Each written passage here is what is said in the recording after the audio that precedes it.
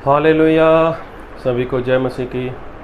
मैं अमरीक जॉय आज एक बार फिर प्रभु पिता का धन्यवाद करता हूँ कि प्रभु पिता ने समय दिया कि परमेश्वर के वचन आपके साथ बांट सकूँ। आप मेरे इस चैनल को सब्सक्राइब कर लो, साथ में जो बेल आइकन उसको टच कर लो ताकि आने वाले वीडियो का नोटिफिकेशन, उसकी जानकारी आपको तुरंत मिलने पाए और आप मेरे साथ इस वीडियो के अंत तक बने रहें। वीडियो पसंद आए तो उसको शेयर करना, कमेंट करना, लाइक करना। नहीं पसंद आए तो कोई बात नहीं, आप उसको डिसलाइक करना, पर वीडियो को पूरा देखना। आज मैं जो आपसे बात करने वाला हूँ, इस बात को बहुत ध्यान से सुनना, इस बात को बहुत ध्यान से समझना कि आज ज़्यादातर दुनिया में ये माना जा रहा है कि अभी थर्ड वार मतलब तीसरा विश्व युद्ध लगने वाला है। तो कई लोग ऐसा बोलते हैं और कई लोग मसीही को मानने वाले ऐसा लोग बोलते हैं कि वहाँ पर इज़राइल में परमेश्वर का भवन बनने वाला है, परमेश्वर का भवन बनेगा। उसके कई लोग ऐसा बोलते हैं उसके पहले लड़ाई होगी, या कुछ लोग ऐसा बोलते हैं कि भवन बनने के बाद लड़ाई होगी। ना जाने लोग कौन कौन सी कैसी कैसी बात बोल रहे हैं और किस तरह से बोल रहे हैं। तो तीसरा विश्व युद्ध वो नहीं लगने वाला। तो परमेश्वर का जो भवन है इज़राइल में, वो लोग बोलते हैं कि वो बनने वाला है, लोग बोलते हैं वो बनेगा, कई लोग बोलते हैं नहीं बनेगा। लेकिन सच क्या है? सच क्या है? आज हम बाइबल से देखेंगे कि परमेश्वर का भवन बनेगा या नहीं बनेगा। अगर बनेगा तो कब बनेगा और कितना समय लगेगा। अगर नहीं बनेगा तो उसका कारण क्या है। अगर ये सारी बात आप जानना चाहते हो तो बस आपको थोड़ा समय मेरे साथ बैठना होगा और जो भी आपने सीखा हुआ है पहले या जो भी आप जानते हो उसको थोड़ा दिमाग से निकाल कर साइड पे रख दो। पहले ये बात सुन लेना, उसके बाद जो आपको सही लगे वैसा देखना। क्या जो परमेश्वर का भवन है, जैसा लोग बोलते हैं कि परमेश्वर का भवन वो बनेगा। कुछ लोग बोलते हैं कि परमेश्वर का भवन इज़राइल में नहीं बनेगा, क्योंकि पहले भी वहाँ पर 2 बार भवन बन चुका था और अब वो तीसरा भवन वहाँ पर बनने वाला है। लेकिन मैं कहता हूँ कि ऐसा कुछ भी नहीं है। आप लोग कुछ भी सोचते हो, आप लोग कुछ भी मानते हो, लेकिन ऐसा नहीं है। लेकिन मैं जो कहना चाहता हूँ उसको ध्यान से सुनना। तो थोड़ा मैं पीछे जाऊँगा कि भवन के बारे में थोड़ी बात करूँगा और मैं बात करूँगा आपके साथ परमेश्वर के वचन से। पहला राजा उसका 6 अध्याय उसके 37 वचन से। चौथे वर्ष के जीव नामक महीने में यहोवा के भवन की नींव डाली गई और 11वें वर्ष के बूल नामक 8वें महीने में वह भवन उस समय समेत जो उसमें उचित समझा गया बन चुका। इस रीति से सुलेमान को उसके बनाने में 7 वर्ष लगे। अभी देखो, आप लोग जानते हो कि परमेश्वर के लिए भवन बनाने की इच्छा थी वो दाऊद की। तो दाऊद बनाना चाहता था, लेकिन परमेश्वर ने मना कर दिया। परमेश्वर ने बोला नहीं, तू मत भवन बनाना, लेकिन तेरा बेटा सुलेमान वो भवन बनाएगा। तो खैर सुलेमान ने भवन बना भी दिया। और जब सुलेमान ने भवन बनाया तो भवन बनाने के दौरान जो उसको समय लगा वो समय था 7 साल। और 7 साल में उसने परमेश्वर के लिए जो भवन था उसको बना दिया। और उसके बाद भवन बन गया। तो परमेश्वर ने सुलेमान के साथ एक बात की। मैं वचन पढ़ूंगा, पहला राजा उसका 9 अध्याय उसके 1 वचन। जब सुलेमान यहोवा के भवन और राजभवन को बना चुका और जो कुछ उसने करना चाहा था उसे कर चुका, तब यहोवा ने जैसे गिबोन में उसको दर्शन दिया था वैसे ही दूसरी बार भी उसे दर्शन दिया। यहोवा ने उससे कहा, यो प्रार्थना गिड़ाहट के साथ तूने मुझसे की है उसको मैंने सुना है। जय जो भवन तूने बनाया है उसमें मैंने अपना नाम सदा के लिए रखकर उसे पवित्र किया है और मेरी आंखें और मेरा मन नित्य वही लगे रहेंगे। और यदि तू अपने पिता दाऊद के समान मन की खराई और सिधाई से अपने को मेरे सामने जानकर चलता रहे और मेरी सब आज्ञाओं के अनुसार किया करे और मेरी विधियों और नियमों को मानता रहे, तो मैं तेरा राज्य इज़राइल के ऊपर सदा के लिए स्थिर करूँगा। अभी देखो, परमेश्वर ने जो सुलेमान के साथ बात की और परमेश्वर ने सुलेमान के साथ की बात दर्शन में। तो परमेश्वर ने उसके साथ जो बात की कि जो भवन तूने बनाया है उसमें मैं अपना नाम सर्वदा हमेशा के लिए सदा रखूँगा। कोई भी इंसान वहाँ पर प्रार्थना करेगा तो मैं उसकी प्रार्थना को सुनूंगा भी और उसको उत्तर भी दूंगा। ये सारी बातें परमेश्वर ने सुलेमान के साथ दर्शन में की और सुलेमान को भवन बनाने में 7 साल लगे। अभी हुआ ऐसा, समय निकलता गया, समय चलता गया, तो जो बाबल का राजा था नबूकदनेस्सर, एक बार उसने यरूशलेम के ऊपर हमला कर दिया। उसके ऊपर हमला कर दिया। अगर आप पढ़ना चाहो तो आप लोग पढ़ना इतिहास में तो पता चलेगा। तो जब उसने उसके ऊपर हमला कर दिया और उस वक्त इजराइल प्रजा के लोग, जो राजा था वहाँ का, वो उनका गुलाम हो गया। प्रजा के लोग कुछ गुलाम होकर चले गए और वहाँ का जो सब कुछ था वहाँ पर तहस नहस कर दिया। और जो परमेश्वर का भवन था उसको उन लोगों ने आग के साथ जला दिया, उसको आग के साथ उन लोगों ने ख़त्म कर दिया। अभी देखो, जिस भवन की परमेश्वर बात कर रहे थे कि मैं अपना नाम सर्वदा वहाँ पर रखूँगा, अगर परमेश्वर का नाम वहाँ पर होता या परमेश्वर वहाँ पर होते तो क्या वो भवन की तरफ कोई आंख उठाकर देख सकता था? ये मेरा मैटर नहीं है। मैं कहना चाहता हूँ कि जो तीसरा भवन है उसके बारे में हम चर्चा करने वाले हैं। तो अभी देखो, जो नबूकदनेस्सर राजा था, बाबल का राजा था, कसदियों में से था, उसने परमेश्वर के भवन को आग के साथ जला दिया। उसके बाद कुछ समय बीत गया। बीतने के बाद फिर से भवन की शुरुआत हो गई। फिर से भवन की शुरुआत हो गई और जब शुरुआत हो गई तब भवन को बनाना शुरू कर दिया और वो भवन बनता भी गया और बनने में इसको रुकावट भी बहुत आई, लेकिन फिर भी जो भवन था वो बन गया।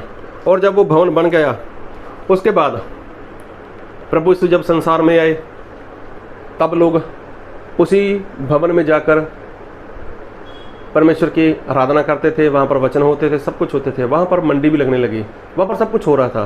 तो प्रभु यीशु वहाँ पर पहुँच गए और वहाँ पर प्रभु यीशु पहुँच गए तो प्रभु यीशु ने एक बार बात की, अपने मरने की और जी उठने की बात की। तो प्रभु यीशु ने बोला, मैं बाइबल से एक वचन पढ़ूंगा और मैं पढ़ूंगा यूहन्ना रचित सुसमाचार उसका 2 अध्याय उसके 18 वचन से।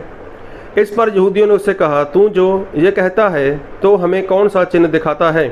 यीशु ने उनको उत्तर दिया, इस मंदिर को ढा दो और मैं इसे 3 दिन में खड़ा कर दूंगा। तो देखो, प्रभु यीशु ने यहाँ पर मंदिर की बात की, इस मंदिर को ढा दो और मैं इसको 3 दिन में खड़ा कर दूंगा। फिर लिखा है यूहन्ना उसका 2 अध्याय उसके 20 वचन, यहूदियों ने कहा, इस मंदिर को बनाने में 46 वर्ष लगे हैं और क्या तू उसे 3 दिन में खड़ा कर देगा? अभी देखो, जो दूसरा भवन बना था, जो दूसरा मंदिर बना था, उसको कितना समय लगा? 46 साल। 40 पर 6, 4 कम 50, 46 साल, 46 साल उसको बनाने में लगे, जो दूसरा भवन बनाया गया था। तो पहले भवन को लगे थे 7 साल। तो पहले भवन को किसने ख़त्म कर दिया? नबूकदनेस्सर राजा ने। और जो दूसरा भवन था जिसको 46 साल लगे, तो वो सन 135 में तीतुस राजा था जिसने उस भवन को नष्ट कर दिया। अभी इतना आपको जो सुना, इस बात को ध्यान से सुनना कि 2 बार भवन बना। एक बार तो सुलेमान ने बनाया, एक बार अजरा नहमिया इजराइल प्रजा के लोगों ने बना दिया। और पहली बार जब सुलेमान ने बनाया तो 7 साल लगे और दूसरी बार जब भवन बना तो उसको 46 साल लगे। तो प्रभु यीशु ने बोला कि तुम लोग इस मंदिर को ढा दो तो मैं इसको 3 दिन में खड़ा करूंगा। तो लोगों ने बोला, इसको 46 साल लगे हैं और आप कैसे इसको 3 दिन में खड़ा कर सकते हो? तो प्रभु यीशु ने वहाँ पर उस मंदिर की भावना नहीं कही, प्रभु यीशु ने खुद के शरीर की बात की थी। अभी बात करते हैं कि अभी जो लोग बोलते हैं कि ये तीसरी बार भवन बनेगा, तीसरी बार परमेश्वर का मंदिर इजराइल में बनेगा, तो उसके बारे में क्या कहते हैं? जी नहीं, तीसरी बार वहाँ पर मंदिर नहीं बनेगा। लेकिन मैं बताना चाहता हूँ कि मंदिर तो वहाँ से बनने की शुरुआत हो चुकी। जी हाँ, जो परमेश्वर का भवन था, जो परमेश्वर का मंदिर था, वो बनने वाला नहीं है। उसकी बनने की शुरुआत तो बहुत पहले हो चुकी, लेकिन आज लोगों को दिखाई नहीं देता। प्रभु यीशु ने बोला था, बाइबल में लिखा है, अगर आप पढ़ना चाहो, प्रेरितों का काम 17 अध्याय उसके 24 वचन, मैं वचन पढ़ देता हूँ। और प्रेरितों का काम उसका 17 अध्याय उसके 24 वचन को पढ़ूंगा। और वहाँ पर लिखा है, जिस परमेश्वर ने पृथ्वी और उसकी सब वस्तुओं को बनाया, वह स्वर्ग और पृथ्वी का स्वामी होकर हाथ के बनाए हुए मंदिर में नहीं रहता। बाइबल में लिखा है, परमेश्वर हाथ के बनाए हुए मंदिर में नहीं रहते। तो जो लोग बोलते हैं ना कि परमेश्वर का तीसरा भवन बनेगा, तीसरा मंदिर बनेगा, इजराइल में बनेगा, ऐसा होगा वैसा होगा, तो अगर कोई वो इंसान फिर मंदिर बनाएगा तो उसको फिर तोड़ देंगे लोग, फिर उसका नष्ट हो सकता है। लेकिन बाइबल में लिखा है, परमेश्वर बोलते हैं कि मैं हाथ के बनाए हुए मंदिर में नहीं रहता। तो प्रभु यीशु तो हाथ के बनाए हुए मंदिर की बात ही नहीं करते। उसके लिए तो संत अपने सुलेमान ने बोला भी था कि परमेश्वर आपको स्वर्ग तक नहीं संभाल सकते, तो मेरा बनाया हुआ मंदिर में आप कहाँ रह पाओगे। तो खैर, मैं जो कहना चाहता हूँ, परमेश्वर का मंदिर, परमेश्वर का भवन वो बनने वाला नहीं है, लेकिन वो तो बहुत बरसों पहले उसकी शुरुआत हो चुकी। कैसे शुरुआत हो चुकी? जी हाँ, हम उसके ऊपर थोड़ी चर्चा करेंगे। प्रभु यीशु ने जब इस पृथ्वी के ऊपर थे, पतरस को बोला था, पतरस तू पत्थर है और इस पर मैं मेरी मंडली, मैं मेरी कलीसिया बनाऊंगा। तो देखो, प्रभु यीशु ने ये बात पतरस को बोली और सबके बीच में बोली। उसके बाद प्रभु यीशु ने न जाने कितनी बार अपने चेलों को ये बोला कि देखो, मैं पिता के पास जाऊंगा और मैं पिता से विनती करूंगा, और पिता मेरे नाम के कारण तुम्हारे लिए दूसरा सहायक अर्थात पवित्र आत्मा को भेजेंगे, और पवित्र आत्मा आएगा, वो तुम पर अपनी छाप करेगा, अपनी मोहर करेगा। पवित्र आत्मा आएंगे, वो छाप करेंगे, वो मोहर करेंगे। ये सारी बातें प्रभु यीशु ने अपने चेलों को बहुत बार बताई थी, सिखाई थी। हम पढ़ते भी हैं, सुनते भी हैं। अभी देखो, प्रभु यीशु जब तक संसार में थे तब तक वो पवित्र आत्मा आने वाले नहीं थे। अब प्रभु यीशु मसीह मारे गए, गाड़े गए, मुर्दों में से जी उठे, और प्रभु यीशु जब 40 दिन तक इस पृथ्वी के ऊपर रहे और प्रभु यीशु जिंदा होकर स्वर्ग में चले गए, तो चेले लोग नीचे बैठकर परमेश्वर के आगे प्रार्थना करते रहे, पवित्र आत्मा मांगते रहे। और 50वें दिन पवित्र आत्मा हमेशा हमेशा के लिए इस धरती के ऊपर भेज दिए गए, और पहली बार 120 लोगों के ऊपर पवित्र आत्मा ने अपनी छाप की, अपनी मोहर की। तो देखो, ये परमेश्वर का भवन 50वें दिन से शुरू हो गया था बनना। जी हाँ, 50वें दिन से 120 लोगों के ऊपर क्या हुई? परमेश्वर के पवित्र आत्मा की मोहर हुई, छाप हुई। तब से परमेश्वर का जो भवन है वो बनना शुरू हो गया था। यह है तीसरा भवन। प्रभु यीशु के मरने के बाद जब प्रभु यीशु मसीह मुर्दों में से जिंदा हुए, तब 50वें दिन जब पवित्र आत्मा को हमेशा के लिए धरती के ऊपर भेज दिया गया और 120 लोगों के ऊपर छाप लगी, मोहर लगी, तो वो क्या थी? शुरुआत थी। किसकी? परमेश्वर के भवन की, परमेश्वर के मंदिर की, प्रभु यीशु के मंदिर की।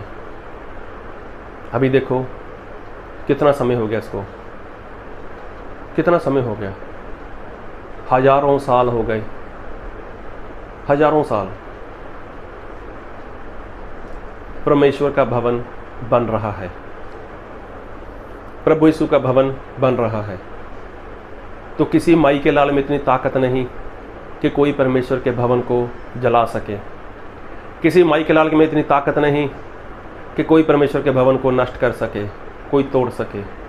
ये तब से ही बन रहा है। 50वें दिन से, पेंतेकोस्ट के दिन से ये भवन की शुरुआत हो चुकी है और आज तक ये काम चल रहा है। पहला भवन जो सुलेमान ने बनाया उसको 7 साल लगे, दूसरे भवन को बनाने में 46 साल लगे ऐसा बाइबल में लिखा है। लेकिन ये जो भवन है जिसके अंदर परमेश्वर वास करते हैं, आप लोग जानते हो, पहला कुरिन्थियों 3 अध्याय इसके 16 वचन में क्या लिखा है? क्या तुम नहीं जानते कि तुम्हारा शरीर वो परमेश्वर का भवन है, परमेश्वर का मंदिर है? लेकिन भवन वही है, मंदिर वही है जिसके अंदर परमेश्वर का आत्मा है, जिसके अंदर पवित्र आत्मा की छाप लगी है। तो देखो, परमेश्वर का भवन तीसरा बनने वाला नहीं है और बनेगा भी नहीं। ईंट का, पत्थर का, चूने का वो नहीं, लेकिन ये जो इंसान है ना, ये परमेश्वर का भवन है। और 50वें दिन से इसकी शुरुआत हो चुकी। तो सोचो, उस 50वें दिन से लेकर आज तक, जब पहली बार पवित्र आत्मा को भेजा गया, आज तक कितना समय हो गया परमेश्वर के भवन को बनते हुए? कितना समय हो गया परमेश्वर के भवन को बनते हुए? तो देखो, बहुत समय हो गया। लेकिन क्या आप परमेश्वर का भवन हो? क्या आपके ऊपर परमेश्वर के पवित्र आत्मा की छाप लगी? क्या मोहर लगी? परमेश्वर हाथ के बनाए हुए मंदिर में, भवन में नहीं वास करते। वो तो आपके अंदर वास करना चाहते हैं, आपके अंदर रहना चाहते हैं, लेकिन तभी जब परमेश्वर का आत्मा आपके अंदर होगा। चाहे सुलेमान को 7 साल लगे, चाहे बाद में 46 साल लगे, लेकिन वो दोनों के दोनों नष्ट तो हो गए। परमेश्वर ने बोला था, मैं अपना नाम सर्वदा वहाँ पर रखूँगा, हमेशा के लिए वहाँ पर रखूँगा। तो परमेश्वर जो इंसान के शरीर की बात करते हैं, इंसान का शरीर चाहे नष्ट भी हो जाए, नाश भी हो जाए, उसके बाद परमेश्वर क्या करेंगे? जब इंसान दफन होता है, जब उसको दफन किया जाता है, तो परमेश्वर इसी शरीर को नया बनाकर इसके अंदर अपना आत्मा डालेंगे। तो देखो, हमेशा के लिए परमेश्वर का भवन जो परमेश्वर बनाने वाले हैं, वो ये शरीर है। इस भ्रम में मत रहना कि नया मंदिर बनेगा, इजराइल में बनेगा, ऐसा होगा, वैसा होगा, थर्ड वार होगा, तीसरा विश्व युद्ध होगा। अरे ये बातें छोड़ो। आप ये देखो कि आपका शरीर क्या परमेश्वर का भवन है? क्या परमेश्वर के पवित्र आत्मा की छाप आपके ऊपर लगी? क्या परमेश्वर के पवित्र आत्मा की मोहर आपके ऊपर है? अगर है तो आप परमेश्वर का भवन हो, आप परमेश्वर का मंदिर हो, क्योंकि आप परमेश्वर का आत्मा आपके अंदर वास करता है। इजराइल में कोई बनाए ना बनाए, उससे हमें क्या? आप कौन सा वहाँ पर जाकर आराधना करने वाले हो? आप कौन सा वहाँ पर जाकर भक्ति करने वाले हो? तो ये आपका शरीर परमेश्वर का भवन है, ये परमेश्वर का मंदिर है आपका शरीर। लेकिन तभी जब इस मंदिर के अंदर परमेश्वर का आत्मा होगा तब।